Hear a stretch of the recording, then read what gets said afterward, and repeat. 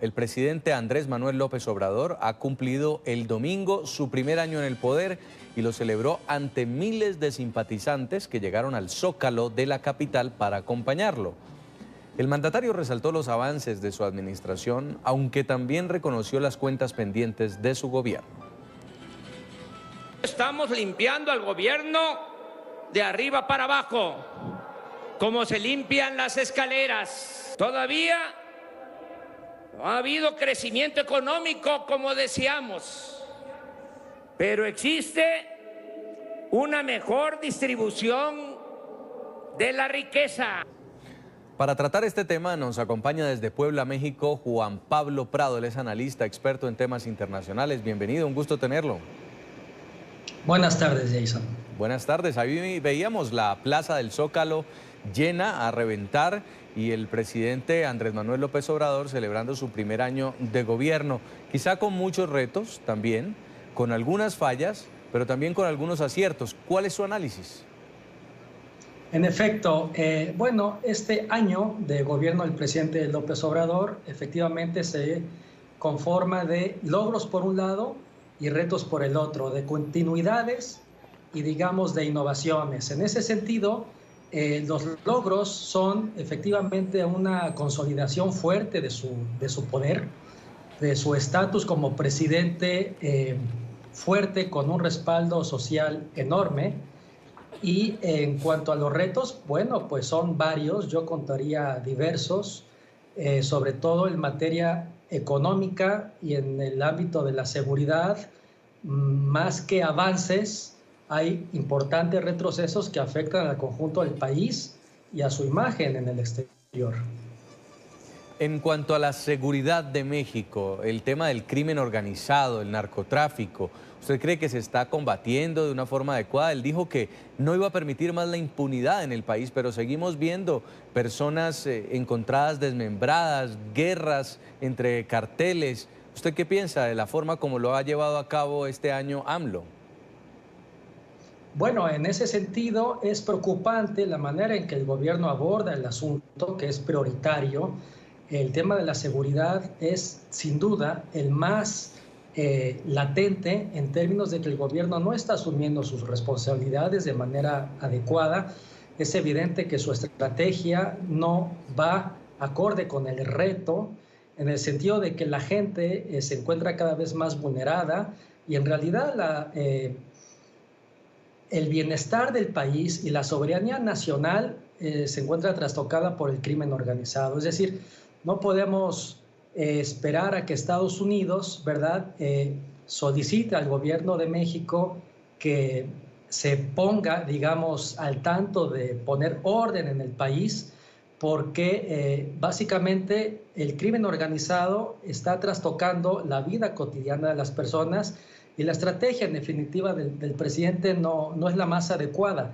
El crimen organizado actúa sin mayor presión gubernamental y los resultados ahí están. Tenemos un número creciente de muertos y de afectaciones sociales que lo único que hacen son lastimar los intereses de la gente y evidenciar que el gobierno no se le ve determinación para enfrentar al crimen organizado de manera adecuada.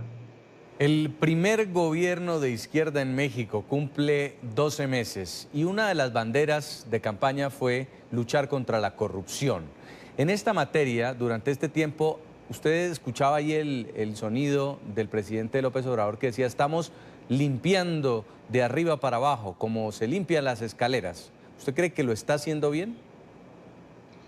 Bueno, de alguna forma sí, pero en muchos sentidos no, en el sentido de que hay importantes cargos en el gobierno federal que, si bien son personas que no se les ha comprobado corrupción, pues no son especialistas en los temas puntuales, finos de la administración pública, y ese es un problema enorme. Muchos ámbitos del gobierno nacional y federal están siendo conducidos por personas cercanas al presidente, cercanas al partido en el gobierno, pero que no tienen expertise, no tienen estudios, no tienen conocimientos definidos en los distintos ámbitos de la administración pública. Eso desde cierta perspectiva puede ser equiparable a corrupción. Recordemos que se ha despedido a una enorme cantidad de personas que, por provenir de administraciones previas, son vistos con malos ojos, y eso afecta, insisto, a la gestión adecuada de diversos temas del orden público.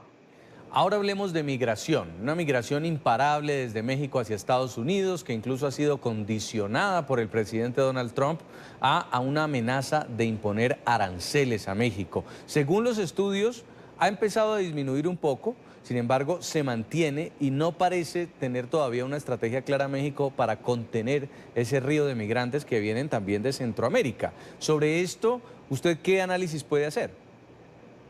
La pregunta es muy interesante, Jason, porque en efecto la actitud de México frente a la migración tanto mexicana como centroamericana hacia Estados Unidos es de corte reactivo. Reactivo en el sentido de que, en efecto, el presidente Donald Trump amenazó a México en términos de imponer un 5% de arancel, una tarifa que iría aumentando de 5 en 5 hasta llegar al 25%, en caso de que México no impidiese el traslado de migrantes hacia el territorio norteamericano.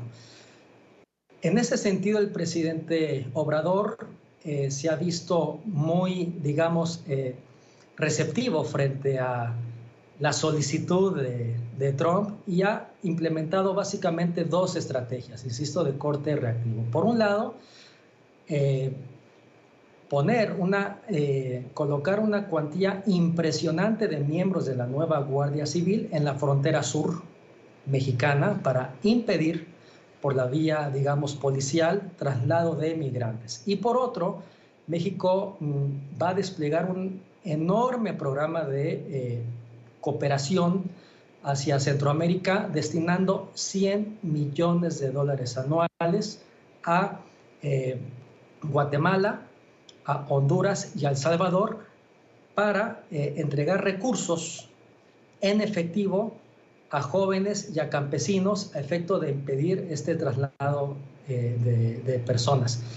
Una estrategia que me parece interesante, pero incompleta si es que no atiende las causas de fondo que generan la migración, que son, como todos lo sabemos, violencia, un Estado de Derecho deficiente y una crisis ambiental que impide que estas personas se arraiguen en sus tierras. Al dar simplemente recursos económicos sin recurrir a otro tipo de estrategias, digamos, más complejas y más del orden estructural, me parece difícil impedir traslado de migrantes con policía y con apoyos asistenciales del orden económico.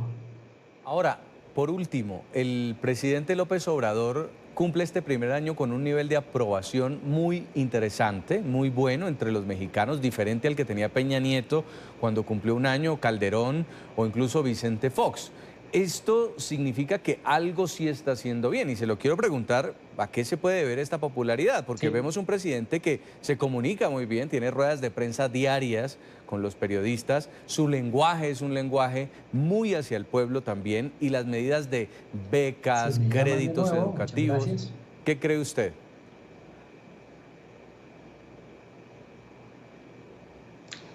Bueno, voy a responder a la pregunta porque la escuché, y la respuesta es que en efecto el presidente Obrador cuenta con un amplio respaldo de la población en términos generales.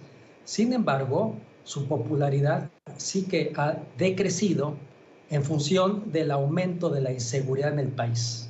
Es decir, su popularidad disminuye en función de que la inseguridad del país aumenta, lo cual es entendible y es lógico. En este sentido, el principal reto, insisto, del presidente Obrador es combatir la inseguridad a través de estrategias adecuadas, renovadas, que no negocien con los narcotraficantes, sino que se aplique la ley en todo el sentido. Ahí la tarea es urgente, y en definitiva, si esto no se atiende, cada vez y cada año la tendencia será peor, lo cual no será adecuado ni para México ni para Estados Unidos, porque digamos que les exportaríamos nuestro crimen organizado y la violencia, y desde luego sería muy preocupante para Centroamérica y la región entera. Quiero agradecerle mucho desde México este contacto, Juan Pablo Prado, analista, experto en temas internacionales, por haber estado con nosotros. Muy amable.